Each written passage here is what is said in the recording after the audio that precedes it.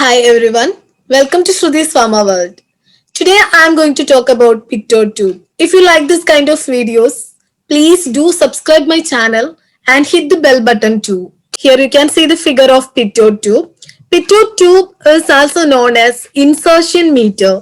The other name of PictoTube is insertion meter. Here we are going to discuss about the principal, construction, working, advantages and disadvantages of this equipment. Move on to the principle. So this is our pitot tube. Here you can see pitot tube. Let's see what's the principle involved in this pitot tube. Here you can see a pipeline. This is our pipeline and this is pitot tube. Pitot tube is inserted into a pipeline. Okay, through this pipeline, fluid is flowing. We are going to measure the velocity of fluid at a particular point. For that purpose, we are using pitot tube. Okay, pitot tube is inserted into this pipeline to measure the flow of liquid. To measure the velocity of liquid at a particular point. We cannot measure the average velocity using this equipment. We can only measure the velocity of fluid at a particular point. Okay, this is pitot tube. Pitot tube consists of a sensing element with a thin construction. As compared to the pipeline, this construction is very small. Pitot tube consists of a sensing element with a thin construction. As compared to the pipeline, as compared to the liquid flowing pipeline, this construction is very small. We are introducing this pitot tube into the pipeline. When the liquid is passing through this pipeline, in this region, velocity of fluid will be increases. Okay, because of this thin construction, velocity of fluid increases at this point. According to Bernoulli's theorem, we know when the velocity of fluid increases, at that time, pressure energy will be decreases. Okay, so here you can see a reduction in the pressure head. We can measure the reduction in pressure head using this manometer. Here you can see two tubes. Okay, the first one is tube A, and here you can also see another tube that is known as tube B, and these two tubes are connected to the legs of manometer. The tube which is right angle to the flow direction, that measure pressure head only. But the tube that is pointed to the upstream, that measure both pressure head and velocity head. So from the difference in the above two reading, we can measure the velocity of fluid at that point. This is the principle involved in pitot tube. Here you can see an equation. By using this equation, we can calculate velocity of fluid. Here you can see an equation, delta HP equal to U square divided by 2G. So by using this equation, we can calculate velocity of fluid. If we know the pressure head, then we can substitute that pressure head in this equation, and finally we get the velocity of fluid passing through the pipeline. Okay, this is the principle involved in pitot tube. Move on to the construction.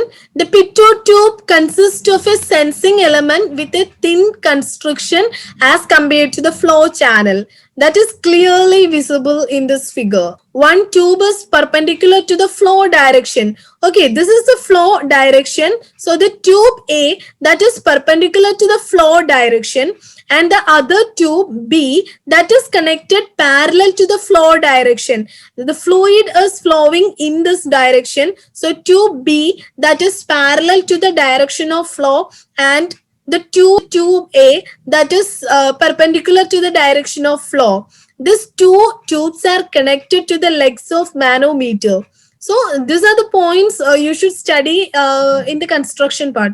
So now let's see how this pitot tube is working, how we are going to measure the velocity of fluid at a particular point. Let's see. So here you can see our pitot tube, and we are introducing this pitot tube into a pipeline where the fluid is flowing. We have to measure the velocity of fluid at this point. When the pitot tube is inserted at the center of a stream, then the velocity of fluid passing through that point increases. Whenever the velocity increases, at that time the pressure head will be decreases. According to Bernoulli's theorem, whenever the velocity of fluid increases, then there is a reduction in the pressure head. We can measure the reduction in pressure head using this manometer. Manometer legs are connected to the two tubes. So we can measure the pressure head using this manometer. Tube that is right angles to the flow direction that measure pressure head only, but the tube that is pointed upstream that measure both the pressure head and velocity head. So, from the difference in the above two reading, we can measure the velocity of fluid. This is a working procedure of pitot tube. If we know the pressure head, then we can substitute that value in this equation and then we get the velocity of fluid. So, this is the theoretical velocity, and actual velocity we can determine using this equation. Here you can see a new term CV. CV is the coefficient of pitot tube. So U square equal to CV root of 2G delta HP. By using this equation, you can calculate the actual velocity of the fluid. By using this pitot tube, we can measure the velocity only at a particular point. We cannot measure the average velocity of that fluid. Move on to the advantages and disadvantages of pitot tube. We can measure the velocity at one particular point. In a way, that is an advantage for pitot tube. And the disadvantages are pitot tube themselves cause a disturbance. Due to the development of eddies current, pitot tube create lot of problems during the measurement of the reading. They do not give average velocity. That is another disadvantage. For we cannot use pitot tube for measuring the flow rate of gases. We cannot use pitot tube for measuring the flow rate of gases. By using pitot tube, we only get extremely small reading in the case of gases. So these are the important disadvantages of pitot tube.